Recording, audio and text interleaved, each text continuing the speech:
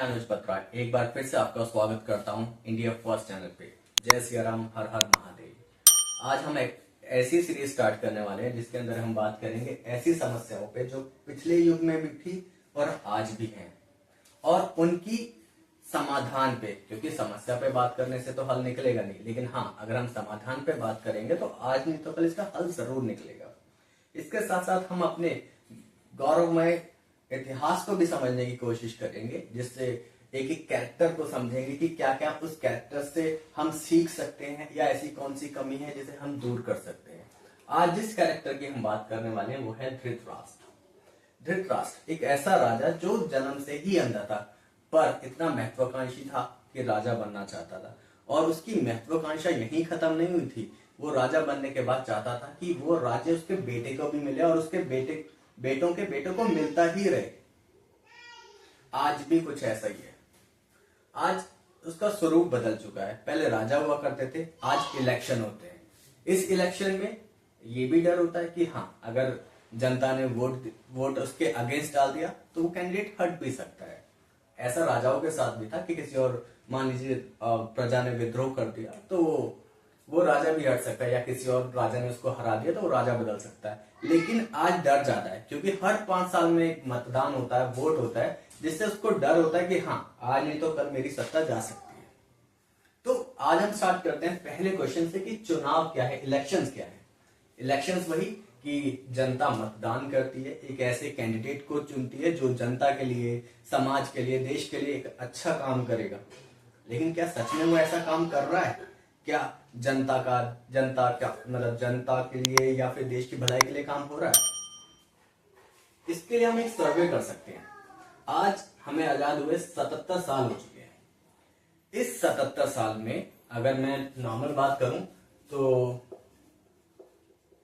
करीब करीब 14 बार कोई ना कोई कैंडिडेट आ चुका है। वो कैंडिडेट आपका बीजेपी से भी हो सकता है, वो कैंडिडेट कांग्रेस से भी हो सकता है, या किसी आपका जो राष्ट्रीय जो आपका राज्य के पार्टीज हैं, जैसे लोकल पार्टीज है, उससे भी वो कैंडिडेट हो सकता है।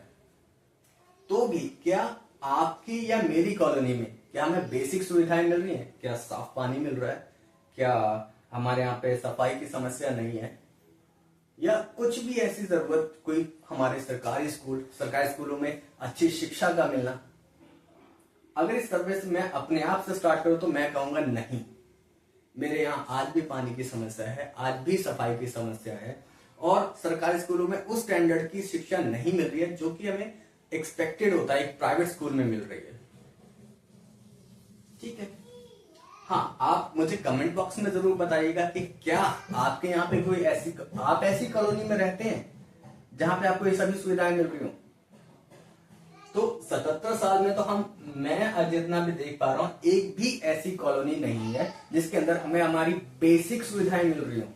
और अगर ऐसी कोई कॉलोनी है भी सही जहां पे सारी बेसिक सुविधाएं हैं, अच्छी सड़कें हैं, तो वहां पे घर लेना आप या मेरे जैसे एक साधारण व्यक्ति के लिए पॉसिबल ही नहीं है। लेकिन वहीं अगर मैं बात करूं आपके नेताओं की, तो वो 77 साल में कहां पहुंच चुके हैं। वो आज के डेट में कोई भी नेता ऐसा नहीं होगा जो करोड़पति से कम हो। आज उसके बेटे के नाम पे, उसकी वाइफ के नाम पे, या फिर उसके किसी रिश्तेदार, उसके माता भी हो सकते हैं, उसके पिताजी भी हो सकते हैं, जिसके नाम पे कोई स्कूल जरूर होगा, कोई पेट्रोल पंप जरूर होगा। मतलब वो तो करोड़पति और अरबपति बन चुके हैं, लेकिन हम आज भी 77 सालों में अपनी मूलभूत और अपनी बेसिक सुविधाओं के लिए स्ट्रगल कर रहे हैं। तो जो मैंने स्टार्ट किया था, एक महत्वाकांक्षी राजा, वही तो चल रहा है। आज युग बदल गया लेकिन हमारी समस्या तो नहीं बदली। आज भी जैसे धृतराष्ट्र अपने बेटे को राजा बनाना चाहता था, वहीं अगर आप नेताओं को देखो, बहुत सारे ऐसे उदाहरण हैं। मुलायम सिंह जी को देखो, वो अपने बेटे को सत्ता दे गए। वहां से लालू प्रसाद यादव जी को देखिए, तेजस्वी यादव। तो इन लोगों ने एक ट्रेंड बना रखा है कि जब तक मैं हूं, मेरे होते होते वो अपने बेटे को लॉन्च करेंगे। जैसा आपने मूवीज में देखा होगा कि बेटे को लॉन्च कर दिया, अब उसको आगे बढ़ाने की कोशिश चल रही है। तो ये नेताओं के साथ भी यही हो रहा है कि वो अपने बेटों को लॉन्च करते हैं और उनको सेटल कराते हैं, और फिर वो वहां से जाते हैं। उनके बेटे को, बेटों के बेटे, बेटों के बेटे, मतलब हम एक ऐसे चक्रव्यूह में फंस चुके हैं जहां से हम निकलेंगे कैसे। हाँ, ये जरूर है कि कोई ऐसी प्रॉब्लम नहीं होती जिससे नहीं निकला जा सकता। समाधान हर समस्या का होता है। तो अगर मैं समाधान की बात करूं तो हमारे यहाँ पे होता क्या है, जब भी इलेक्शन होता है या तो कोई भी नेता सेल्फ इनवाइटेड होता है या हम इनवाइट करते हैं, आप आइए, हमारी समस्या समझिए, हम आपसे एक्सपेक्ट कर रहे हैं कि अगले 5 साल में आप आकर के इन समस्याओं को दूर करोगे। लेकिन होता क्या है कि वो समस्या दूर नहीं हो पाती।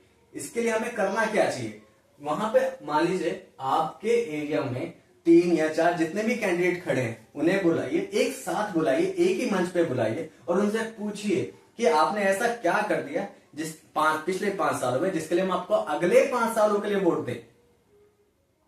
इसमें यह भी हो सकता है एक नेता बोलेगा जी आपका इस बार काम देखिए इस नेता ने नहीं किया, हम आपको करके दिखाएंगे। और अगर आप देखेंगे तो पिछले 10 साल वो नेता आपका, वो कैंडिडेट आपका नेता रहा होगा, काम उसने भी नहीं किया।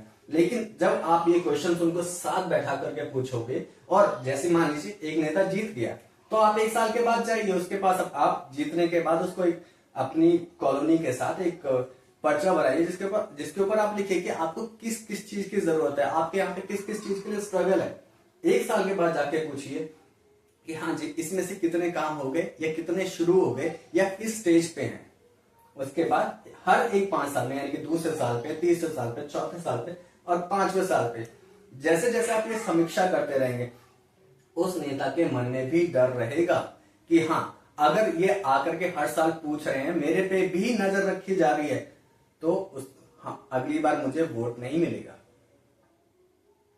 ये एक समाधान है जिसे हमें, मैं ये मानता हूं कोई भी चीज एक दिन में नहीं बदलती, लेकिन हाँ हमारी कोशिश करने से इसमें बदलाव जरूर आएगा।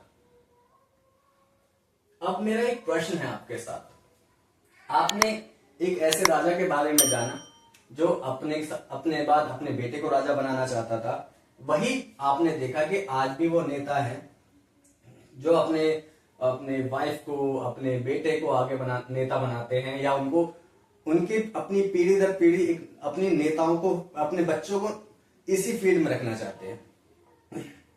एक नैरेटिव है हमारे यहाँ पे भगवान श्री राम के नाम पे कि उन्होंने अपनी वाइफ को ऐसे समय में निकाल दिया जब वो प्रेग्नेंट थी, वो अच्छे राजा नहीं थे। आप बताइए क्या आपको धृतराष्ट्र जैसा राजा चाहिए जो जिसे इस बात से कोई मतलब नहीं है कि उसका राष्ट्र प्रगति कर रहा है नहीं कर रहा, बट वो अपने बेटे को राजा बनाना चाहता है? या आपको एक ऐसा राजा चाहिए जिसने ये नहीं देखा कि मेरी ऐसी वाइफ जिसके लिए वो हजारों किलोमीटर पैदल दूर जाकर के एक ऐसे राजा रावण से लड़े जिससे उस टाइम के सारे राजा डरते थे, उनको 1 मिनट में उन्होंने त्याग दिया। क्यों? क्योंकि अपनी वो प्रजा को अपने पर्सनल लाइफ से ऊपर रखते थे। तो ये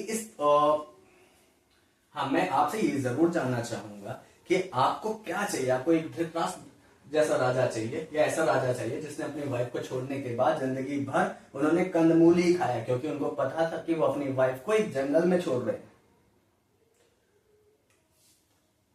मैं आपका वेट करूंगा ताकि आप कमेंट बॉक्स में इस बात का जरूर आंसर करें। इस वीडियो के लिए मुझे आज्ञा दीजिए। जय श्री राम, हर हर महादेव।